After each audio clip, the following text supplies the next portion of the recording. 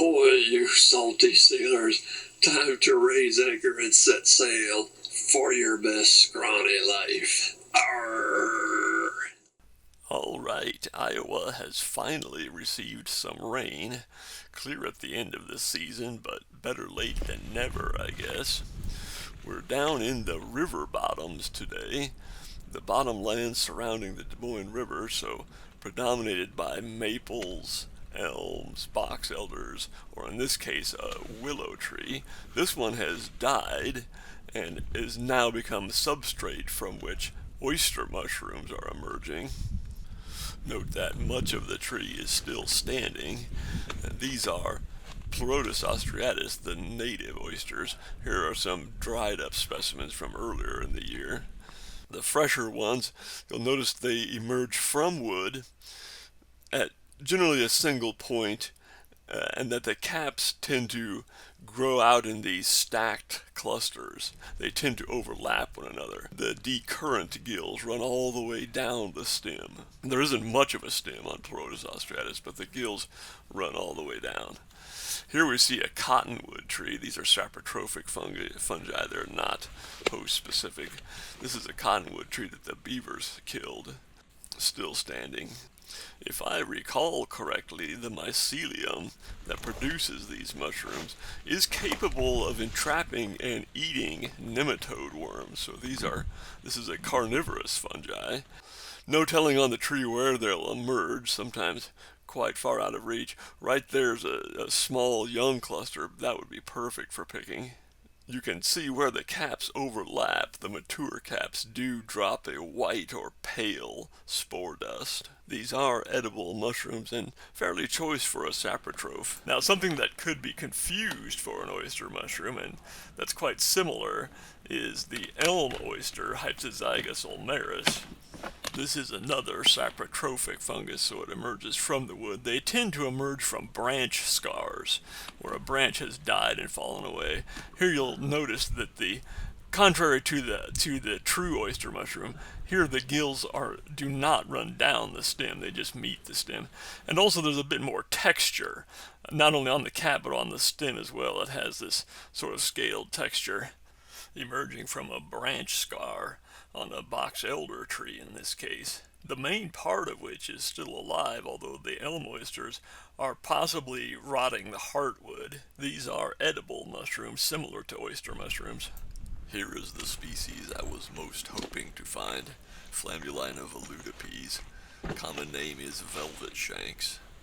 Haven't seen much of these during the drought years, but that last bit of rain we've had has brought out a good flush of them. This is another saprotrophic species, so they emerge from wood, often a dead tree that's still standing, but in this case a relatively freshly fallen log.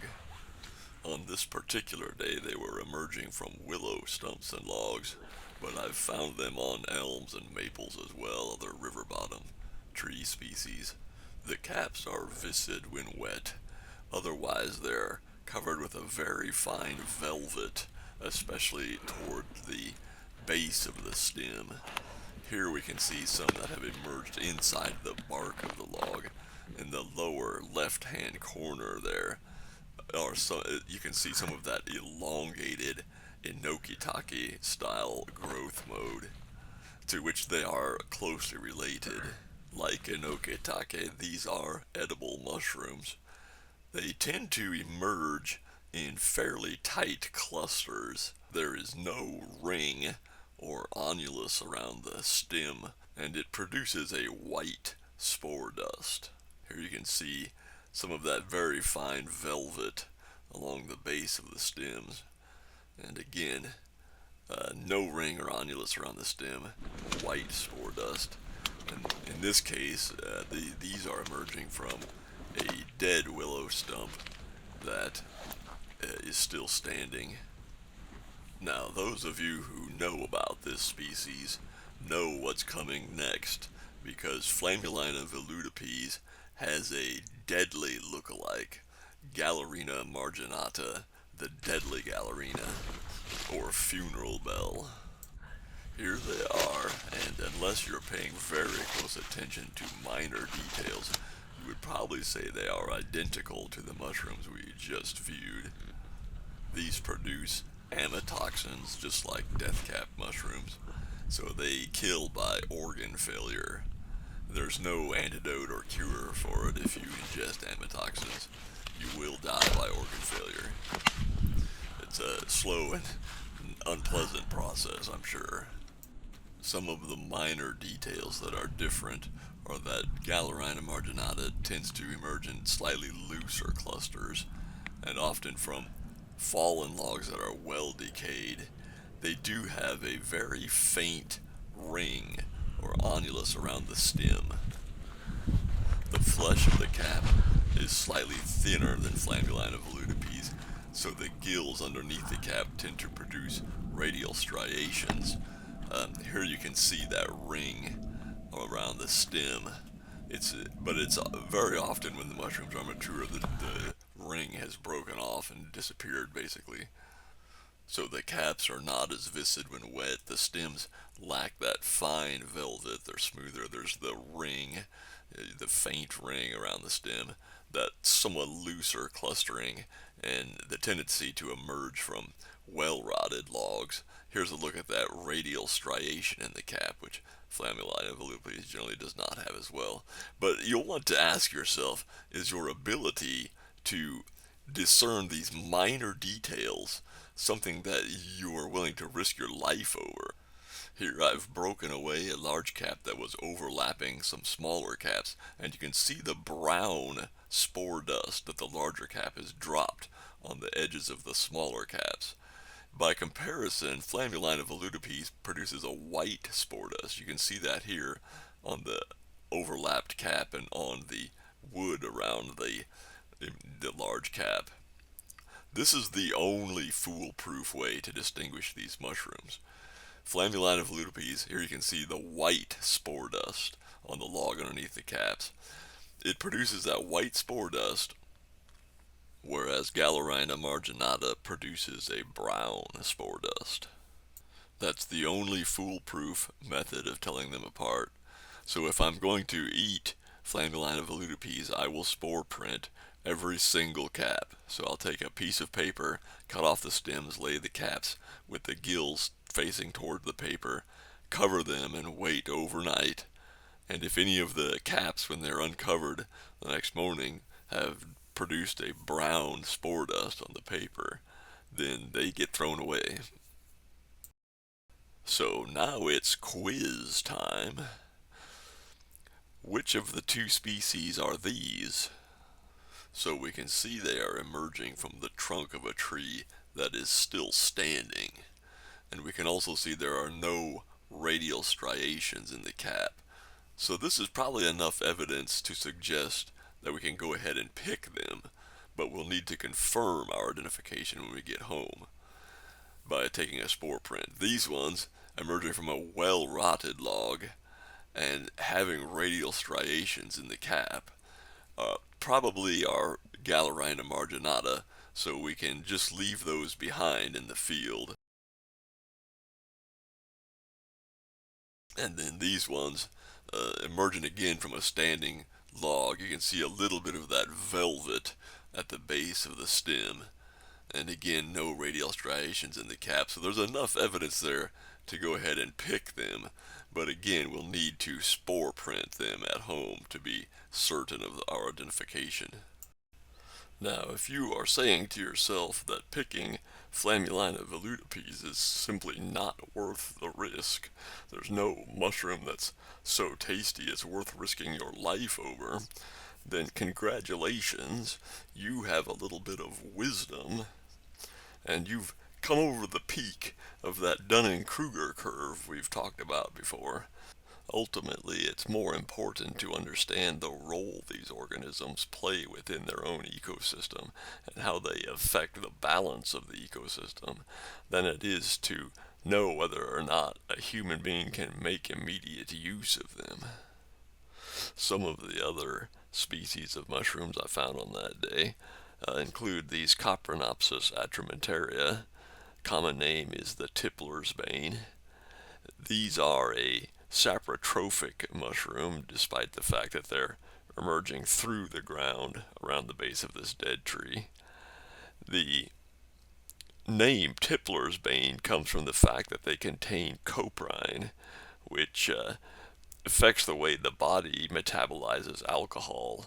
So, although they are edible mushrooms, if they are consumed with alcohol at the same time, it produces a toxic effect that would make a person sick.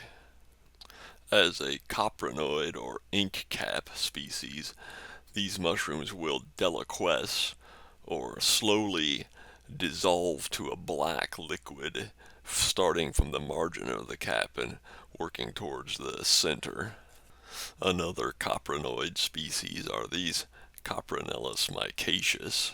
Here we can see some in a more advanced state of deliquescence. I'm not entirely sure about this group of tiny coprinoids, but I think they are Coprinellus disseminatus.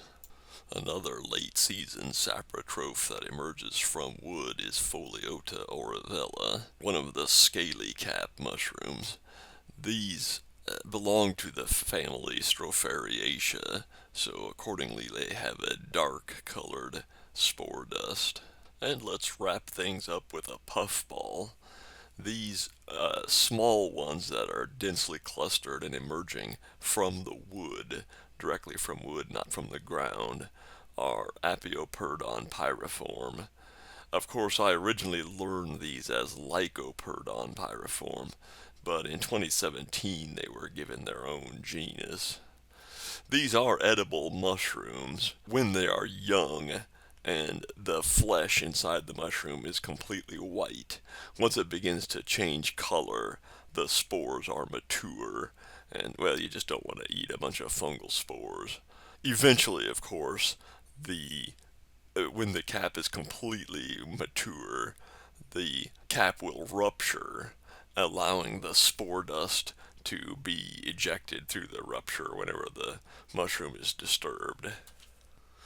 Alright, you may recall a previous episode where we talked about designing a fly for small pike and smallmouth bass in the river above Iowa Falls. It's very rocky. In one of the places there was a limestone face, some rocks had also fallen off that. And in other places, the river bottom is completely covered with broken limestone. So we will need the fly to swim with the hook point up to avoid snagging in the rocks. We'll probably accomplish that with a set of dumbbell eyes on the underside of the shank. And we'll probably create a dubbed body, like so. It will have to be kept relatively sparse.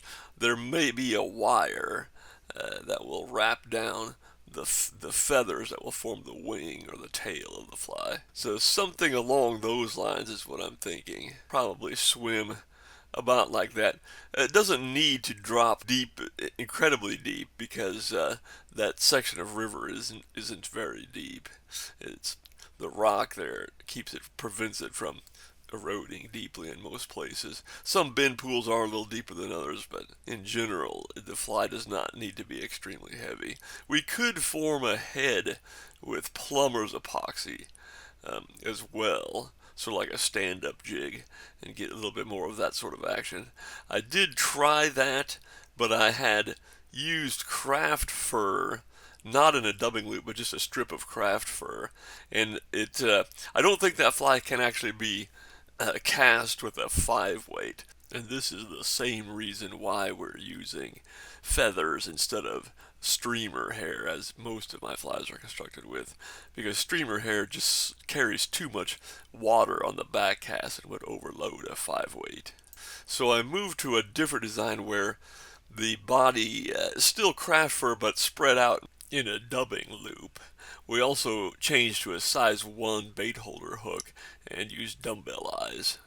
And then I wasn't getting the look I wanted palmering the wire back to the feathers, so on this one I just used glue and let the feathers sit in that glue without a wire rib.